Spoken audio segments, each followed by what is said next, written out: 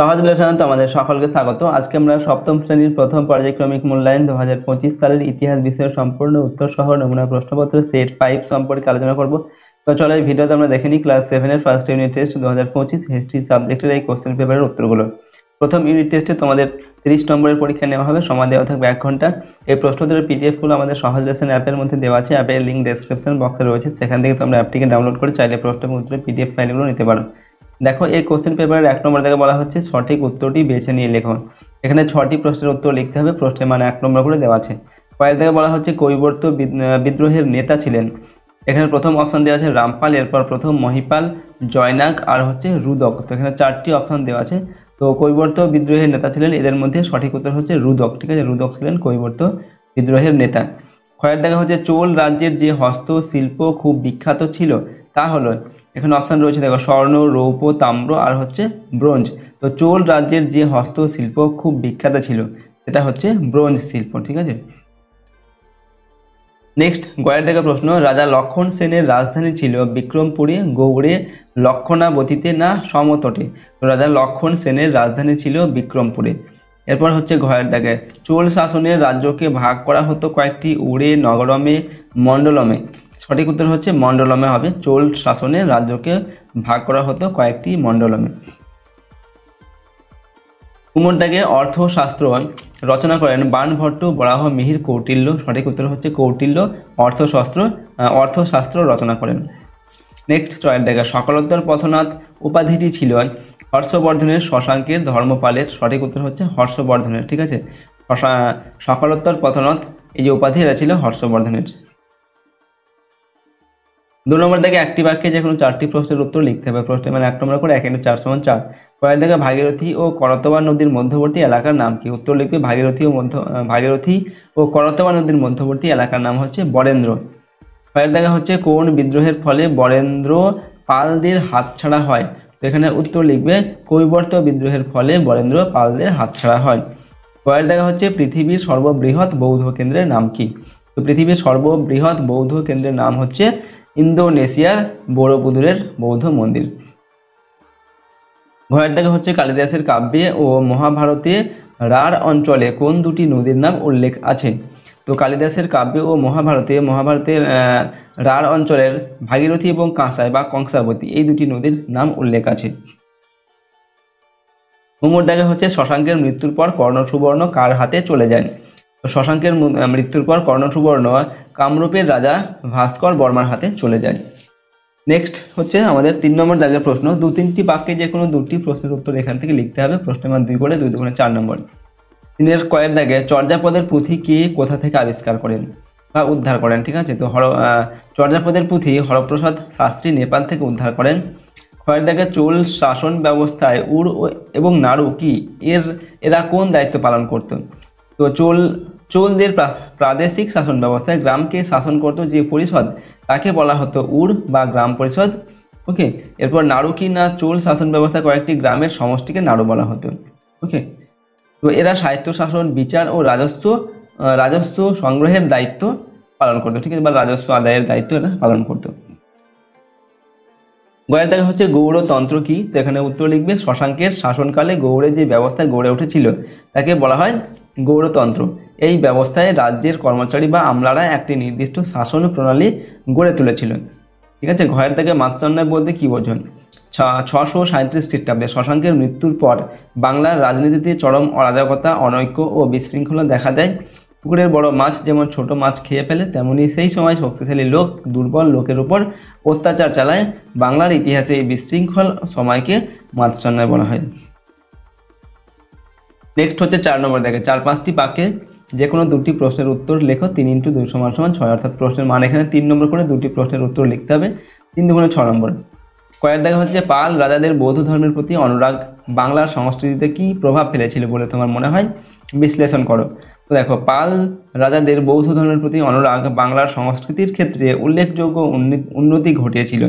পাল রাজাদের পৃষ্ঠপোষকতায় বাংলা ও বিহারে শিক্ষা দীক্ষায় বৌদ্ধ প্রভাব অনেক বেশি পড়েছিল। নালন্দা, অদন্তপুরী, বিক্রমশীল, সোমপুরী, জগদ্দল, বিক্রমপুরী প্রভৃতি বৌদ্ধ বিহারগুলি সেকালের শিক্ষা দীক্ষায় বড় ভূমিকা নিয়েছিল। বিখ্যাত বৌদ্ধ সিদ্ধাচার্যদের মধ্যে শান্ত রক্ষিত, শান্তিদেব কম্বলপাদ, শবরীপাদ, কাহ্নপাদ, গোরক্ষনাথ এবং অতীশ দীপঙ্কর ছিলেন উল্লেখযোগ্য। এছাড়া চর্যাপদ সহ ভাষা, সাহিত্য, স্থাপত্য, ভাস্কর্য ও চিত্রশিল্পে বৌদ্ধ ধর্মের বিশেষ প্রভাব পড়েছিল। পাল আমলে স্থাপত্য নিদর্শনগুলির মধ্যে বৌদ্ধ স্তূপ ও বিহার ছিল প্রধান। পোড়ামাটির শিল্প সামগ্রীগুলিতে মানুষের দৈনন্দিন জীবনের সুখ দুঃখ, সমাজ জীবন ও ধর্মবিশ্বাস ইত্যাদি ফুটে উঠত। বৌদ্ধ ধর্মের পাণ্ডুলিপি অলঙ্কার করতে মিনিয়েচার ও বা অনুলিপি আকার চল জনপ্রিয় হয়েছিল। পরের দেখা হচ্ছে হিউয়েন সাংয়ের বিবরণী থেকে শশাঙ্কের রাজধানী কর্ণসুবর্ণ সম্পর্কে কি জানা যায়। তো চীনা পর্যটক হিউয়েন সাং কর্ণসুবর্ণ সম্পর্কে তার বিবরণীতে নানা কথা তুলে ধরেছিলেন। তিনি লিখেছেন যে গৌড়ের রাজধানী কর্ণসুবর্ণ একটি জনবহুল দেশ এবং এখানকার মানুষের চরিত্র ভালো এবং তারা শিক্ষা দীক্ষার পৃষ্ঠপোষক। এখানকার জমি নিচু ও আর্দ্র এবং নিয়মিত কৃষিকাজ হওয়ায় এখানে অঢেল ফুল ফল পাওয়া যায়।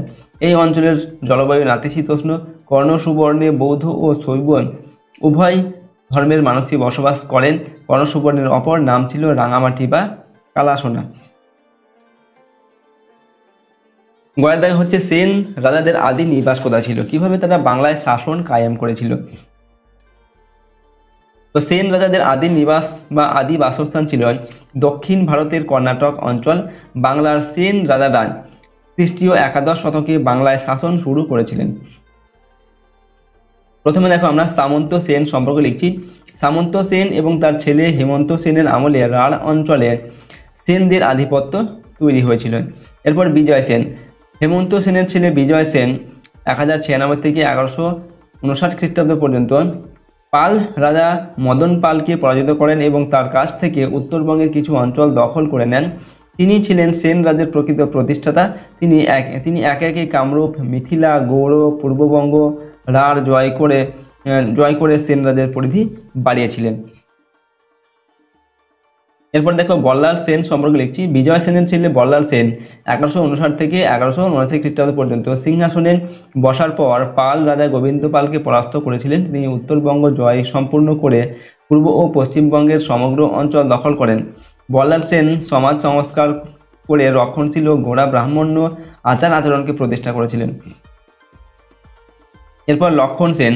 বল্লাল সেনের ছেলে লক্ষণ সেন 1179 থেকে 1206 খ্রিস্টাব্দ পর্যন্ত প্রয়াগ, বারাণসী ও পুরীতে তার ক্ষমতা প্রতিষ্ঠিত করেছিলেন।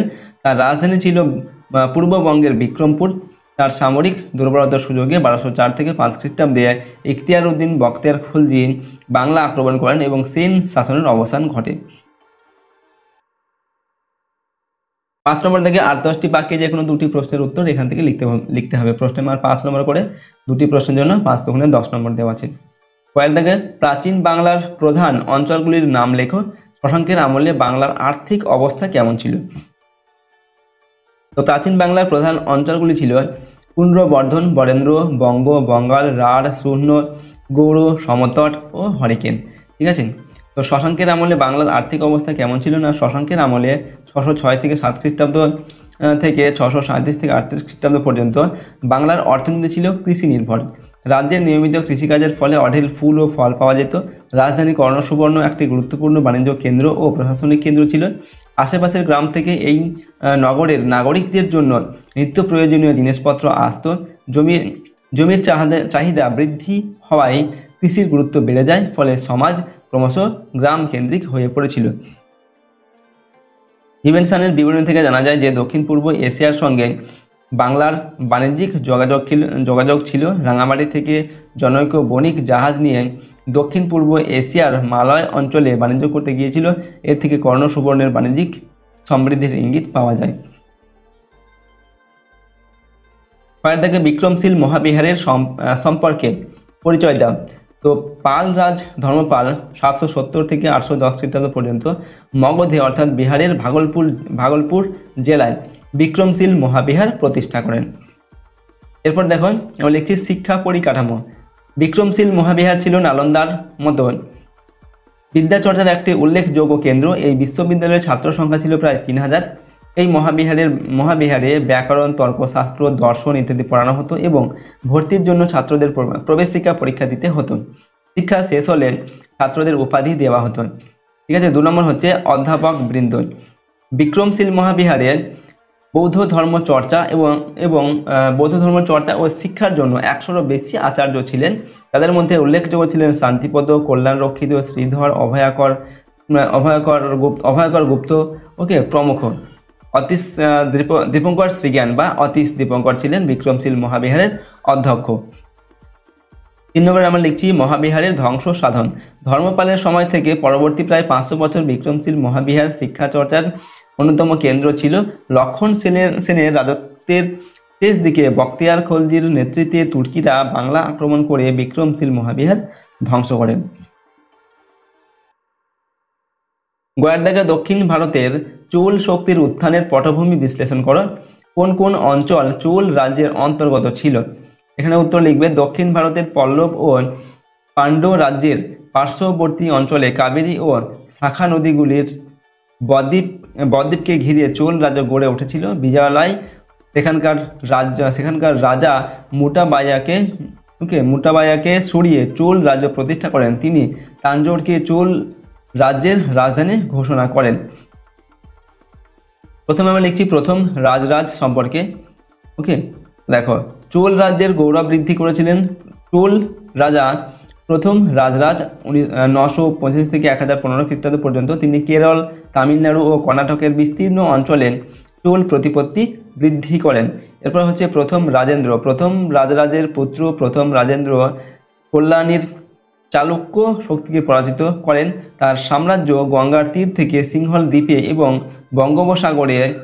বঙ্গোপসাগর ছাড়িয়ে জাভা, সুমাত্রা ও মালয় দ্বীপে ছড়িয়ে পড়েছিল।